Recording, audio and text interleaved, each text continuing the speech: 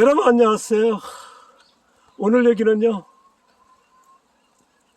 모종 넣는 상토 만들기에 대해서 말씀드리겠습니다.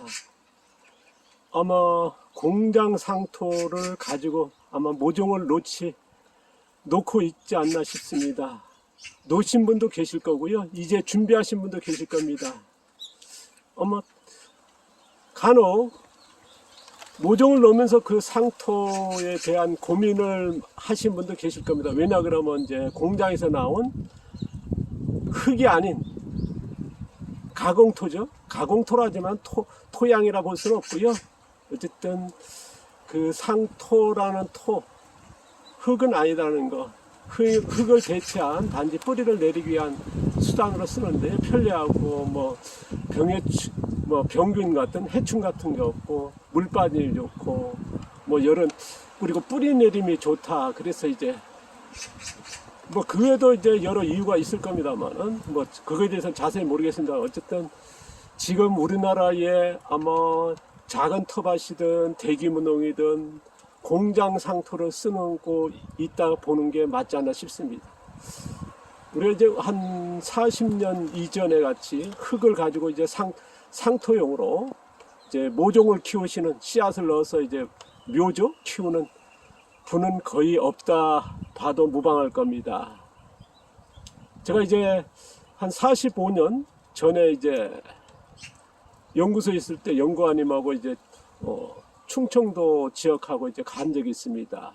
거기서 보니까 이제 그때가 가을 봄배추 이제 파종하고 있더라고요. 파종이 뭐냐면 이제 육묘 작업이죠. 그러니까 흙을 쳐가지고 흙을 이제 굽습니다. 왜 굽냐 그러면 저 병균과 해충, 그 중에서 잡초를 제거한답니다. 그거를 이제 봄배추, 되게 가을 배추가 이제 그 당시는 이제 대세였는데요. 봄배추하다 보니까 이제 엄청난 수익을 가져주고 있었습니다. 거기에는 앞선 농부님 한 분이 계셨고요. 그분의 인술하에 이제 하우스도 지어가지고 육묘를 하고 마을분 전체죠, 같이 참여하시는 분하고 이제 흙 작업하고 있는 걸 상토 작업이죠 하는 걸 본 적이 있는데요. 그 외에도 찐다든가 굽는다든가 여러 형태를 했었습니다. 그렇지 않고 했을 때는 뭐냐면 잡초가 많이 올라오는, 그래서 그게 굉장히 난감하고 그 작업이 어렵고, 그 다음에 지금 이제 농업 교육이 이루어지면서 해충과 병균에 대한 그런 것들을 알게 되면서 더 그게 고민이 많았고, 그 후에 이제 상토가 나왔는데 아마 상토를 가지고 이제 모종들 놓으신 분도 계시고 고추 같은 거 다 넣었겠죠. 지금 모종들 놓고 있을 건데요. 저도 이제 오늘 모종 작업하고 있습니다. 씨앗 한 며칠 전에 놨고요. 또 이제 순차적으로 필요한 것들 이제 하나씩 놓고 있습니다. 저 오늘은 이제 토마토 저쪽에 했고, 토마토는 조금 늦었습니다만은 그래도 크게 늦지는 않았다 봅니다. 그래서 토종 토마토 세 종류하고 여러 씨앗들 놓고 있습니다. 오늘 아마 내일 모레 가면 이제 참외도 놓고 여러 가지도 할 건데요. 지금 상상한 게 보시면 이제 흙입니다. 자, 우리가 이제 공장 상토를 가지고 이제 이렇게 채워가지고 이제 육묘를 하게 되는데요. 저 같은 경우는 흙 100% 제가 여기서 창고를 지으면서 나온 흙을 가지고 이제 이렇게 저장을 했습니다. 여기 보시면 이제 요 통 밑에 보면 이렇게 큰 요거죠. 지금 요거 다 썼거든요. 지금 여기 해가지고 쌓아가지고 했으니까 요게 아직도 여기 두 통이 크게, 그러면 이제 요게 아마 트럭으로 2톤 이상, 그때 작업하신 분들이 여기에 보니까 한 3톤은 들어갔지 않나 그 얘기했습니다만은, 그리고 요 통들 해서 지금 계속 쓰고 있습니다. 요거 흙은 상토도 쓰지만은 지금 가축 이제 사료도 같이 혼합하고 쓰고 이제 하는데요. 지금 상토 보시면 이제 요거 지금 꺼낸 겁니다. 요거 멍댕이는 이제 흙이니까 이렇게 이건데요. 그럼 이걸 어떻게 만드는지 제가 아까 말씀드렸습니다. 이거 놔도 잡초 발생이 없습니다. 씨앗이 거의 3일했다 보는 게 맞을 거고요. 아마 깊은 흙이든 표토층 흙이든요 하면요, 잡초 발생이 그게 문제였거든요. 그리고 아까도 말씀드렸습니다. 해충 그 중에서 병균이죠. 미생물인데요. 여기서는 이제 그게는 문제 없다 보는 게 맞지 않나 싶습니다. 왜냐 그러면 이제 제가 몇 년 동안 계속 해본데요. 그런 병균 같은 거나 해충, 그 다음에 잡초씨 걱정 안 해도 된다는 거. 그러면 어떻게 만드는지 이거에 대해서 조금 말씀드리면요.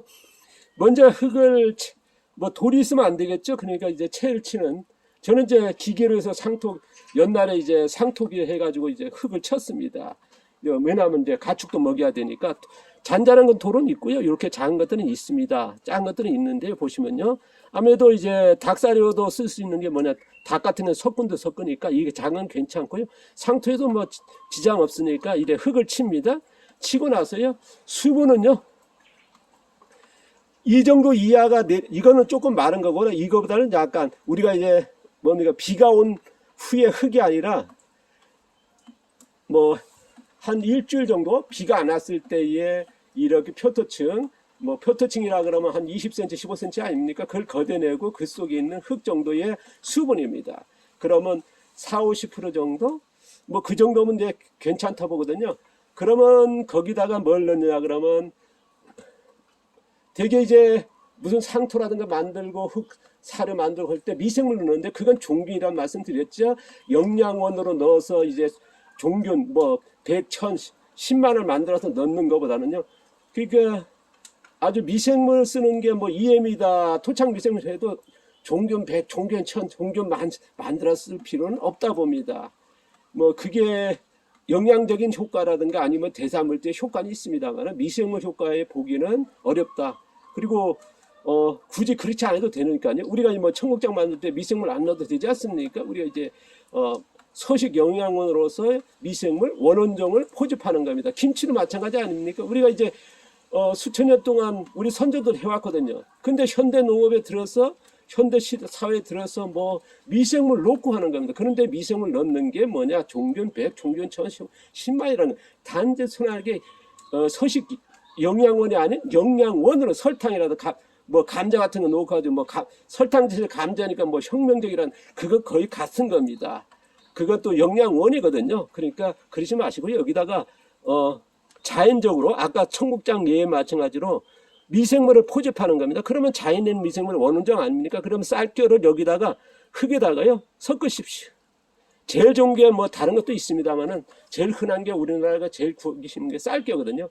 쌀겨를 그 양은 여러분이 조절하십시오. 왜냐 그러면 너무 적어도 안 되겠고요. 뭐냐 그러면 흙과가 섞었을 때에 미생물들이 와서 쌀겨가 뭡니까? 서식 영원이 되는 겁니다. 우리가 콩을 삶아서 두면 이제 미생물이 와서 어떻습니까? 포집돼서 미생물이 확산되지 않습니까? 배양이 되거든요. 그와 같은 겁니다. 그러니까 그건 뭐냐? 흙에는 미생물이 거의 있긴 있습니다만은 기존의 휴면 상태에 있거든요.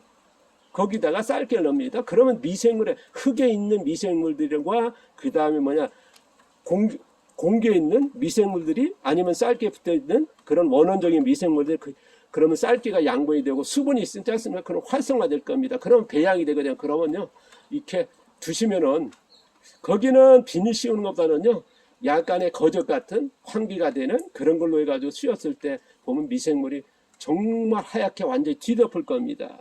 그러면 그 안에서 뭐가 발생하면 발열이 나고 이제 미생물 활동이니까 열이 나겠죠. 그러면서 잡초 같은 게 이제 삼일하고 병균이라든가 원원종에서는 일반적인 병균이 뭐 원원적인 병균이라도요. 왜냐 그러면 이제 집단적으로 있다 보면 밀리게 되어 있습니다. 그러다 보니까 이제 해충이라든가 그런 것도 문제 안 되거든요. 제가 해보니까 그렇습니다. 제가 이제 앞서도 얘기했지만 미생물만 제가 이제 1980년 미생물 연구하면서 지금까지 46년 동안 하면서 그 다음에 흑사를 만들고 수년 동안 하고 여기서만 해도 10몇 년 그리고 농장하면 이게 경험이 몇십 년 쌓인 거니까요. 그래서 그런 말씀을 드리는데요. 해충, 병균 같은 문제 없습니다. 제가 이제 가축 사료에서 흑사료를 꼭 권장하거든요. 그러면 흑사료 만들기에 꼭 같습니다. 아마 지금 닭사료 교육 받으신 분들은 흑사료에 대해서 제가 강의를 했고 그 자료라든가 충분히 줬거든요. 그리고 현장 교육을 많이 했었습니다. 그러니까 거기서는 그 방법을 하면 되겠고요. 그걸 가지고 이제 상토로 쓰면 됩니다. 뭐 상토 새로 만드신 분들은 흙, 부드러운 흙, 가능하면 표토층보다는 표토층을 좀 걷어낸 좀 심토층의 흙, 그게 아마 이상적이지 않나 싶습니다. 왜냐하면 표토층이 어쨌든 유기물이 많고 영양이 너무 많습니다. 그것이 있다 보니까 상토에는 양분이 그렇게 들어가면 안 좋거든요. 그러니까 우리가 이제 유기물이 접근하지 못했던 식물 뿌리가 덜 들어갔던, 그래서 심토층의 흙을 여기다가 쌀개를 뿌리시고, 수분은 뭐냐, 우리가 이제 한 일주일 열흘 정도 표토층이 걷었을 때 그 정도 수분에 하면 충분합니다. 그리고 쌀개를 뿌려라. 그러면 쌀개를 너무 많으면 너무 마르겠죠. 그러니까 수분 적당히 쌀개를 뿌리시고 잘 섞으시고, 그리고 거적을 덮으시면요, 미생물들이 원원적 미생물이 퍼질 거고, 그 다음에 거기에서 씨앗이라는 그런 것들이 걱정 없을 겁니다. 그러면 이제 그걸요, 이런 통 같은 게 있으면 좋습니다. 통 같은 거 아니면 이제 고수들에 쌓아두면 또 미생물이 휴면 상태로 갈 거고요. 그래서 그걸 가지고 이제 닭 키운다든가 가축, 염소 뭐든지 됩니다. 그러면 그거에다가 이제 퍼센트는 뭐 1%, 3%, 5%까지도 이제 섞는데요. 그거는 이제 사료의 가축 종류에 따라서 틀리고 합니다만은, 어느 시기에 따라 틀립니다만은, 흑사료 대체할 수 있고요. 그 다음에 이제 상토로 쓴다는 거. 그래서 흑상 뭐 다용도로 아마 쓰게 될 겁니다. 그 다음에 요거에서 뭐 모종 꼭 우리가 이제 저런 작물 모종만 아니라 뭐 나무 같은 것에서부터 뭐 여러 가지 용도로 쓰니까요. 이걸 참고하셔가지고요, 한번 만들어 보시기 바랍니다. 해봐야 되겠죠. 자, 원래는 늦어지 몰라지만은요, 오늘내 이제 봄이니까 또 가을 이제 모종 놓으실 거니까 이거 영상 보시고 이제 준비했다가 한번 아마 공장 상토에 대한 뭐랄까요, 반감적인, 그리고 다른 방법을 찾으려고 노력을 하실 겁니다. 그런데 문제는 뭐냐, 잡초 발생, 병균과 해충, 그런 문제가 있는데 그 중에서 병균과 잡초거든요. 그런데 이거 문제 전혀 없다는 거, 제가 이제 상토 놔도요, 잡초 안 올라옵니다. 외부에서 뭐 생겨도 거의 뭐 뭔가 이제 시판되는 상토 같이 놔도요, 거의 뭐 큰 차이 없이 키워내니까요. 한번 만들어 보시기 바랍니다. 아마 상토 만들기에 대해서는 이렇게 뭐랄까요, 나와 있지는 않을 겁니다. 자, 저도 이제 상토 뭐 흑사료에 대해서는 이미 벌써 밝힌 게 20여 년부터 공개된 거니까요. 또 상토로 쓸 수 있다는 거 말씀을 드립니다. 감사합니다.